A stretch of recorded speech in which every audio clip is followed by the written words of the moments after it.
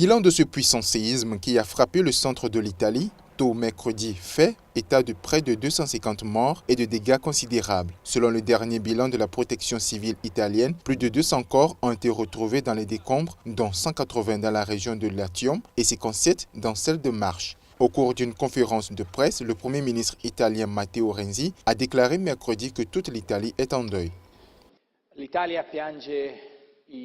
L'Italie est en deuil pour ses citoyens et pleure devant le monde entier des larmes de douleur. Mais elle montre aussi le grand cœur généreux des bénévoles qui ont commencé à travailler très tôt. Le tremblement de terre qui a été suivi de 150 repliques dans les 2 heures après la première secousse a été suffisamment puissant pour être ressenti à Bologne dans le nord et à Naples dans le sud qui se situent chacune à 220 km de l'épicentre. Selon le département des urgences de la protection civile, il y a encore de nombreux disparus. Ceux qui ont été retrouvés n'ont pas pu l'être sans l'aide de la population que salue le Premier ministre. Je tiens à remercier ceux qui ont creusé à main nue, ceux qui ont travaillé pour établir les réseaux de communication, ceux qui ont coordonné les premières opérations de secours qui sont toujours les plus cruciales. L'Italie s'étend sur 2 lignes de faille, ce qui en fait l'un des pays européens les plus actifs sur le plan sismique. Le tremblement de terre le plus meurtrier depuis le début du XXe siècle dans la péninsule est survenu en 1908. Il avait engendré un raz-de-marée et fait 80 000 morts en Calabre et en Sicile.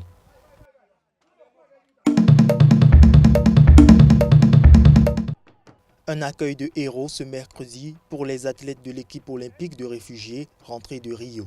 C'est par des chants, danses et applaudissements qu'ils ont été accueillis à Nairobi suite au grand hommage, au courage et à la persévérance qu'ils ont rendu à tous les réfugiés. Nous sommes très fiers que notre gouvernement a aussi envoyé des réfugiés pour représenter le drapeau du CIO.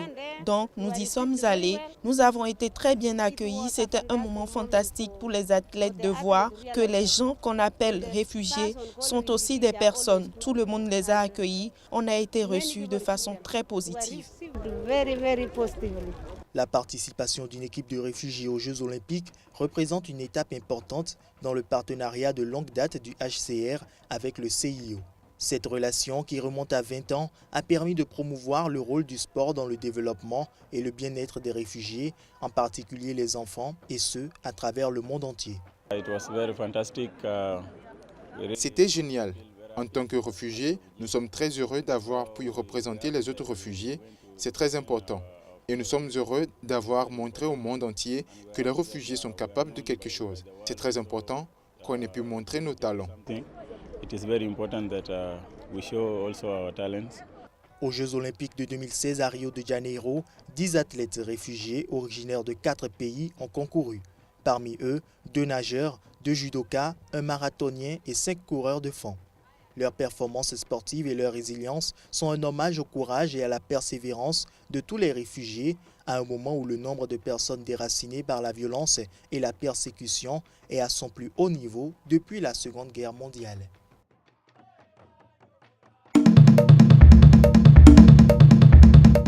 Dans le cadre de sa tournée au Kenya, au Nigeria et en Arabie Saoudite, John Kerry a rencontré mercredi des étudiantes à Abuja, au Nigeria. Au cœur des discussions entre le secrétaire d'État américain et les jeunes filles, les mutilations génitales féminines.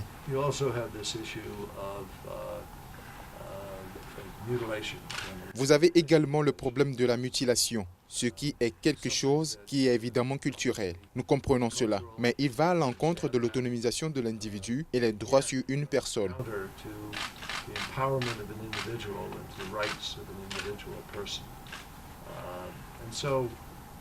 Je vous salue donc pour votre courage.